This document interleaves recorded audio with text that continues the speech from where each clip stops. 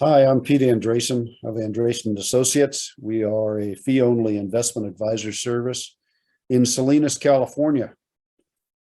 And I'm here at home videotaping this quarterly review for March 31st, 2022. Although since this is already April 26th, 2022, things have already changed. So I've incorporated those updates. I am of the belief that we are seeing a big change out there, and I want to discuss that with some depth. So this probably will go for about 40 minutes. It is entitled "And Now for Something Completely Different," because we are seeing something which I think is completely different. Disclaimers: if you are not my client, this is good for entertainment. You might find it interesting, but I'm not your investment advisor unless I'm not making investment advisory recommendations. Nobody has a crystal ball. We really don't have a crystal ball right now. This situation could change a lot. So these are my opinions. The financial markets can go up, way, way up. They can go way, way down. And my opinions don't necessarily guarantee any investment success. By the way, and this is going to be important, perfection's impossible. We can't pick market tops. We can't pick market bottoms. If this does evolve into a bear market, as seems to be happening, especially in the NASDAQ, the tech stocks, then the market peak was back in 2021, and nobody called it then, did they? You can only see that in hindsight. So imperfection rules. The basic core concept that we want to dwell on today is that the Federal Reserve has painted itself a bit into a corner. We've had an era of unprecedented stimulus since about the year 2000, especially since 2008. And they just kept stimulating and stimulating, and we kept creating debt and more debt and more debt. And Mohammed El-Arian, formerly with PIMCO, one of the real market analysts that I find fascinating, said in March, the Fed is increasingly being forced to consider what is the least bad policy mistake it wishes to be remembered for. In other words, they've got two choices. Do they raise interest rates and cause the economy to slow down, in which case politicians and media will hate them?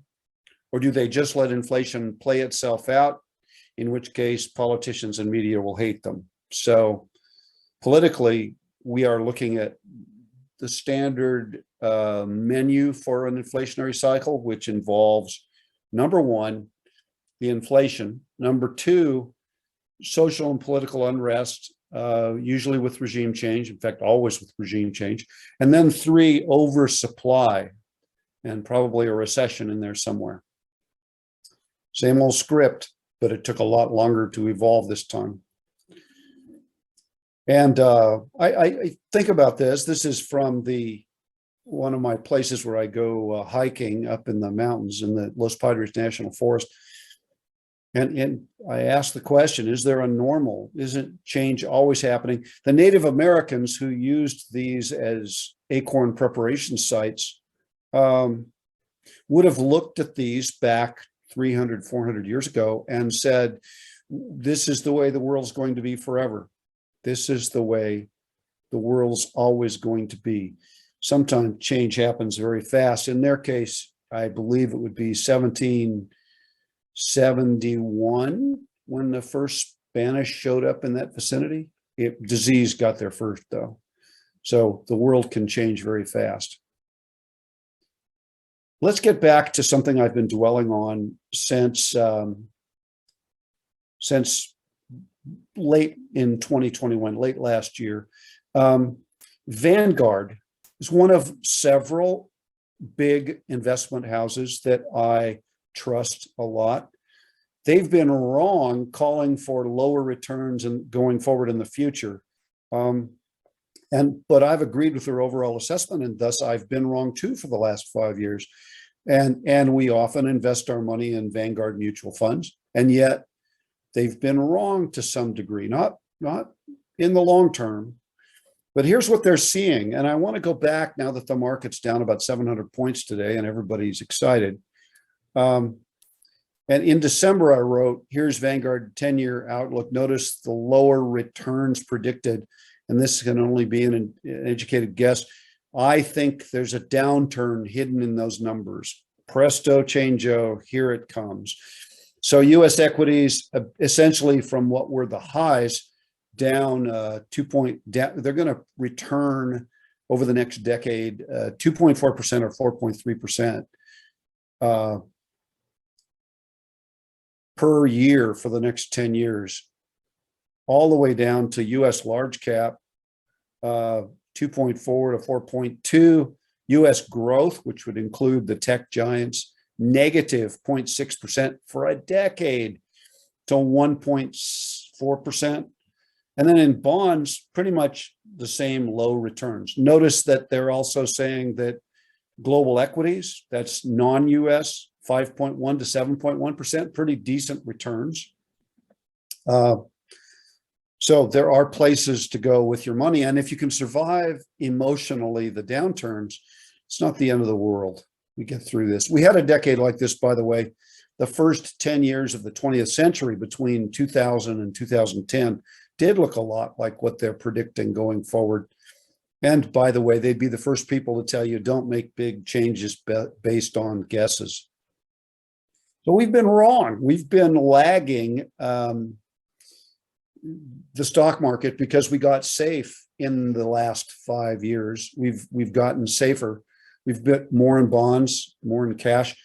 And many seasoned investors have been wrong. If you look, here's 2017 on Market Watch, about 60% ago in the stock market actually went on to gain about 60% from there, maybe more.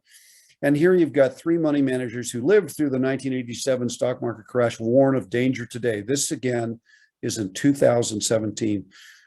And extremely experienced, extremely professional Lawrence Haverty said, I would take some money off now because there are clear signs of deranged valuations. Guess what? Valuations only got more extreme, and I'll explain why. Vanguard went back at the end of last year and they said, how come we were so wrong? And what they find is that it's investor enthusiasm. In other words, mania. In other words, bubble.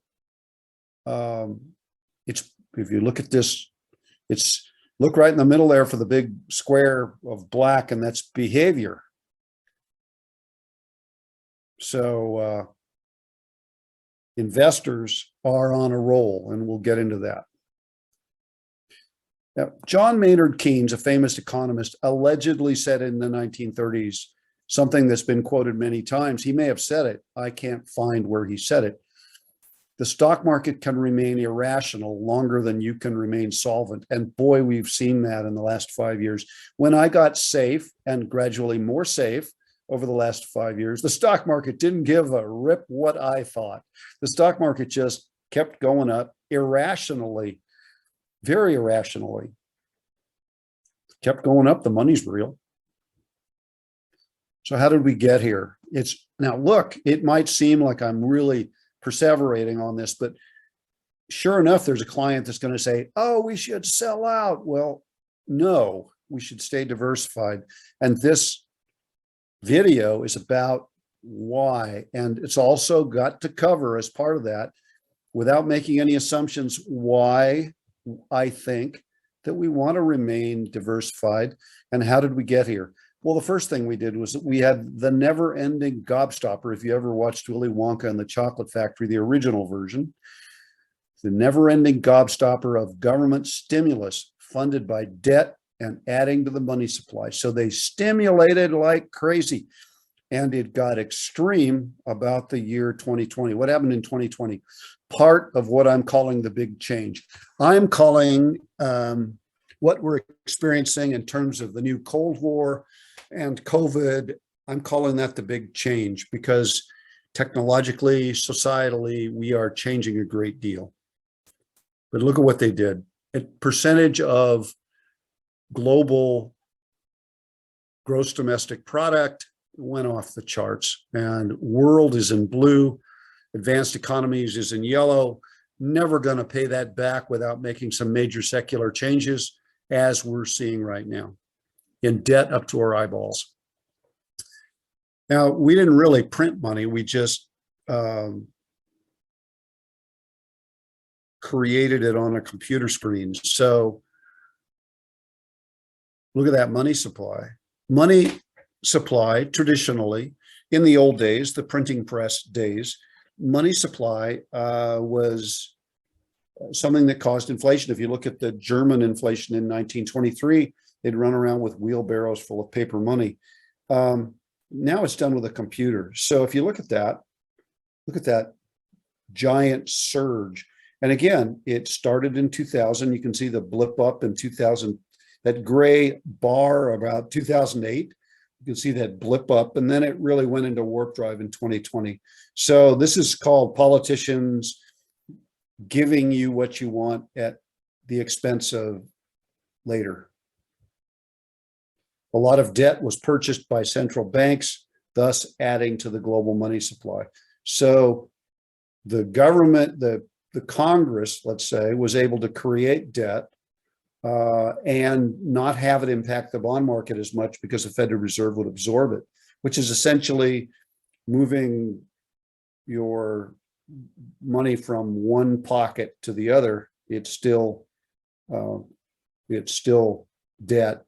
And if you look at it, the big yellow line there is the European Central Bank, which means that they're in debt more than the United States is. Now, how come that didn't cause inflation? Traditionally, that would have caused big inflation. Number one, demographics. The world's getting older. The population of Europe, the native Europeans, and the population of the United States, native-born people, is actually going down. All the population growth now is happening elsewhere in the developing world. Globalism. We exported a lot of expensive jobs and expensive work to places like China. Technology is a major factor of why it wasn't, because we were able to make things cheaper. We were able to use technology to increase efficiency and productivity tremendously. We were overproducing because while technology made things easier to make, we were also producing at the pre-technology levels. Depressed wages because a factory worker in Detroit no longer had a nice paying job, because that job went to someplace in the developing world and to a robot part of the time. We had global peace, so defense spending wasn't happening as much. And finally, perceptions. We had people putting money into things like Bitcoin and the stock market and the bond market. So a lot of that cash got sucked up by investments. Tried to buy a house lately? So inflation got siphoned off into other areas. This reminds me of my late father, a wonderful man, financial, frankly, a genius. World War II gave him the opportunity to become a doctor, a medical doctor. So he was by the way, that's my wife coming home. You can see her right there. Say hi to everybody on YouTube. Okay. And so my late father became a doctor during World War II, and extremely intelligent man, and also a successful cattle rancher generationally. And so we grew up around wilderness ranches. That's me, the guy with the big old Superfly glasses, about 1993. That's my father on the family ranch. He liked fire. Let's just put it that way. He liked to carry out controlled burns at the ranch, and those were very good for the environment, because sometimes brush gets so thick it's evolved to burn. And so maintaining rangeland with fire was actually a very successful experience. But he also liked to burn the garbage. This is in the pre-environmental sensitivity days. He'd burn the ranch garbage with gasoline, and that didn't turn out as well. And one of the things that I recall that relates to the Federal Reserve is that he would get up in winter days and he would pour the garbage onto the fire pit where we also cooked. I've mentioned the pre-environment days. And he would pour gasoline on that garbage, and he would step back at about 30 degrees temperature, and he would smoke a cigarette, and then he would throw the cigarette at the gasoline, and nothing would happen. So he would get, oh, God almighty, I can't believe he didn't kill himself. He would get another half gallon or gallon of gasoline and pour it on the fire, on the garbage. And then he would step back, smoke a cigarette, and throw it. And nothing would happen because it was 30 degrees. So he'd take a 5-gallon can and pour the gasoline on the fire and, on the fire pit. It's still cold yet. Sit back, smoke a cigarette, and throw it at the pooled gasoline. And it would go off with a gigantic roar, catch his clothes on fire, burn off his eyebrows. And then he would turn to me and he'd say, "Why did that happen?" So if enough is good, too much ought to be better. And that's just like the Federal Reserve. So whenever I see this going on, I remember my wonderful father. And we came to believe, and lo, we came to believe in the Fed put, which means that the Federal Reserve will always rescue us from a down stock market. Always. And in the decade since 2008, every time the stock market bobbled, the Federal Reserve would come in and dive in with a rescue. And so we're used to it. That's why US stock markets are profoundly overvalued and have been overvalued for years. That's why all those investment heroes are wrong. That's why Vanguard's wrong. It's not the fact that the Federal Reserve intervened, which it did, and I think a little too exuberantly. It's that investors came to believe that they always will. Valuations don't matter if the Fed always rescues and if interest rates always stay down. So there's a gigantic FOMO, a fear of missing out. And it's still with us today. The stock market may be down 700 points, but as you know, I may go check the markets at the end of the day and it may be up 200 points because this thing could reverse depending upon investor sentiment. Everybody's busy guessing. As a result, classic valuations are extreme. This is a Shiller PE. I've gone over that in past videos, but in the past 5 years, it's been irrelevant. As you can see, it's never, except for 2000 and 1929, it's never been this high. So valuations are extreme. And stock markets may very well stay in these overvalued states if investors perceive that the central banks will rescue. Current market volatility, like we're seeing today, like we've seen so far, centers around the belief that the Fed will always rescue us. But now things are changing, and this is what's changed. Consumer prices have gone up at more than they have been since 1980 or 1981, back when we had gigantic, horrible inflation. Look at those numbers. Look at that purple line in 1980, gigantic inflation, which was only solved by kicking us into a recession in the 80s. So inflation's way up, and that's due to several features. Number one, we got COVID. Number two, we got the new Cold War with Russia, China, et cetera. And number three, the perception that inflation is in fact back. So rising inflation always demands rising interest rates because it requires a higher return on investment. So interest rates have spiked relatively. Long term, of course, they're still relatively low, but interest rates have gone up. And what that means is that fixed coupon bonds, the bond market, in other words, dropped like stones. And so we've got the worst 3 months in the bond market since 1980. This has been a bloodbath. If you look at the stock market was down negative 4.61%. Look at the long-term treasury down 10.22%. That is probably the worst since the 1920s in terms of a 3-month decline. That's because when interest rates go up, that fixed coupon needs to be translated into a bond price so that if you buy the bond right now, you're getting the current interest rate. In other words, rising interest rates mean that bond prices go down.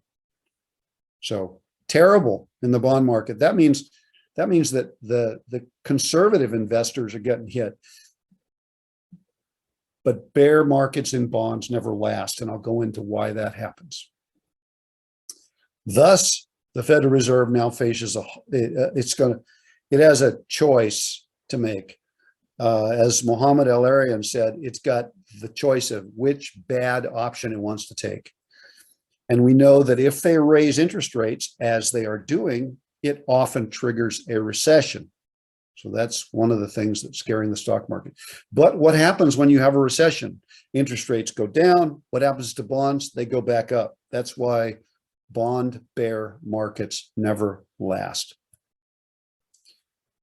For extra horror, let's consider the 1973 double dip stock market debacle, where the Fed decided to keep the interest rate where it was and support the financial market. So instead of raising rates, they just left things alone.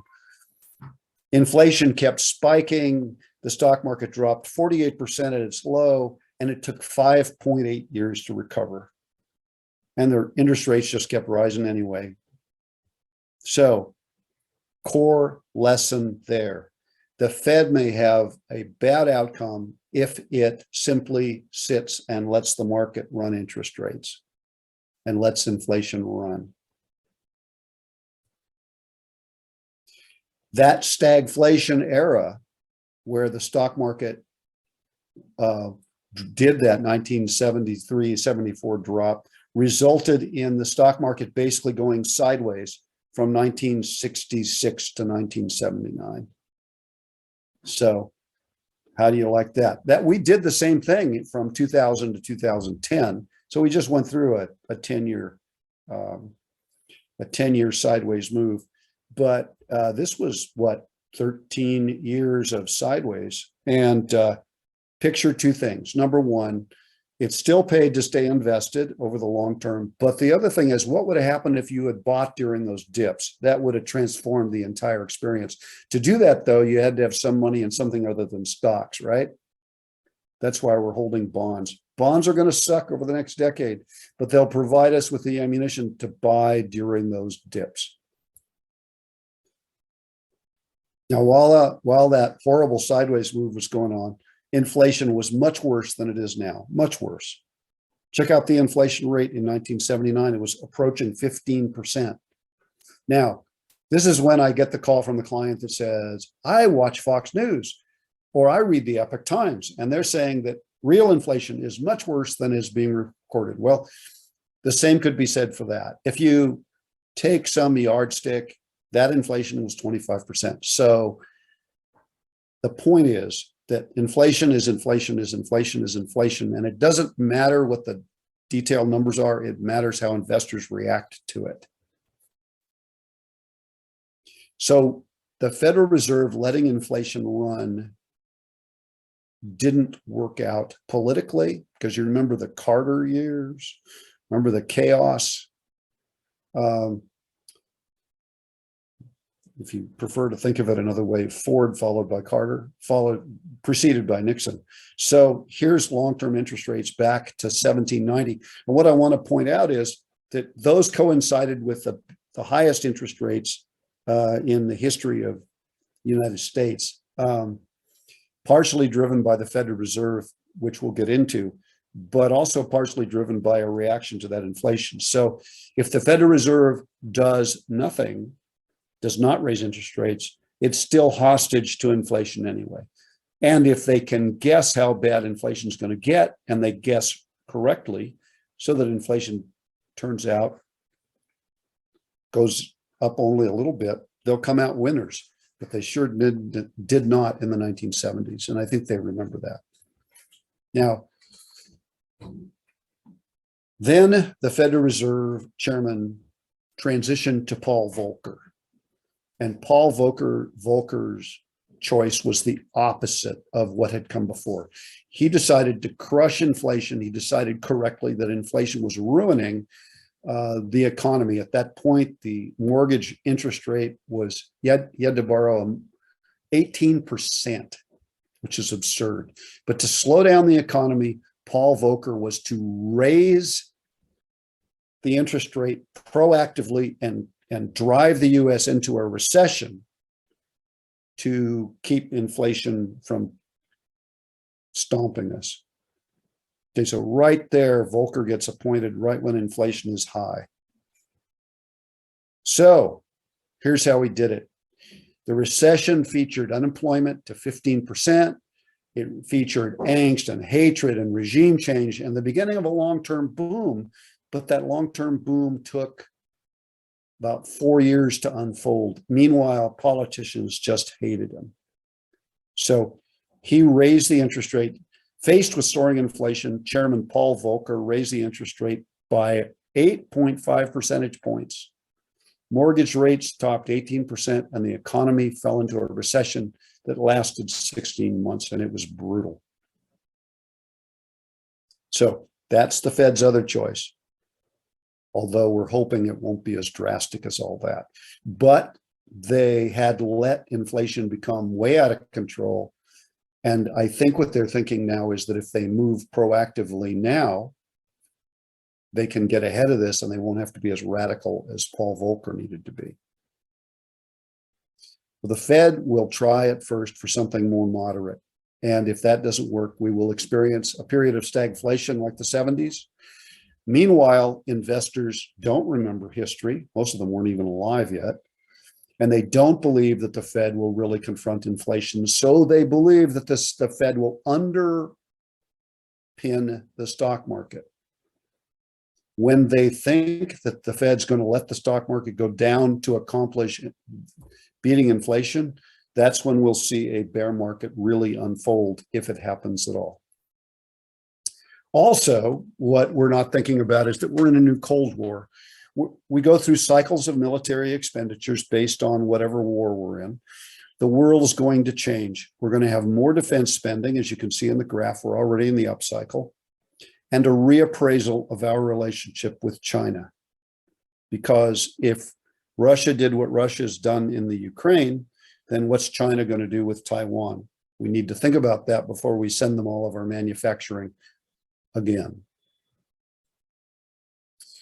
We are also starting this cycle with unprecedented low morale. We're also starting it with extremely high employment, which is a good step in the right direction. But we're starting with despair. If you look at that NFIB Small Business Outlook for General Business Conditions, it's never been this low. People are depressed now, and we haven't even started. So the implications politically are profound. If you also realize that we're starting from a place of low interest rates, the 60-40 balanced portfolio isn't going to be able to deliver what it used to.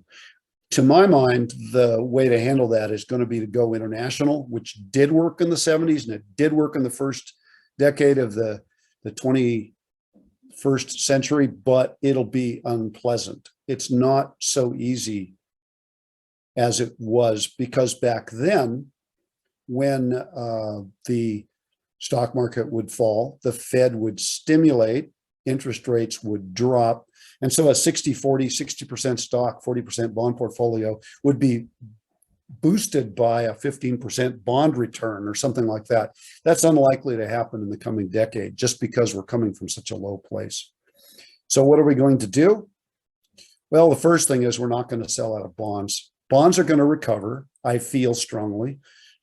Short of a meteor hitting the earth, we really don't need that. But especially short-term bonds, which is where we already are because we're already conservative, and municipal bonds are going to actually do better than expected because the Fed will always back them, and governments always stick together, and taxes are going to be pressured towards an upwards direction, all of which favors municipal bonds. Bond market declines tend to precede stock market declines, and we're already in a bond market decline. When the stock market declines, the bond market tends to come back and rise back up. So look through these dates, and you can see that bond market declines tend to precede stock market declines. We're going to be looking at dividend producing stock mutual funds as an alternative to bonds. If you look down here, you can see over on the far right lower area that dividend paying stocks are actually beating the 10-year treasury yield. That, of course, the yields are going up, but in general, it's still possible to find some really good dividends. So we're going to be looking at that. The challenge, and it's going to be an imperfect solution, the challenge is going to be finding those dividend stocks without having a stock market decline follow right behind. As we just saw with AT&T, you can buy into that juicy dividend and then have the stock drop right on its head. I have no idea if AT&T is a bargain now, but I do know that it's a painful process when that happens.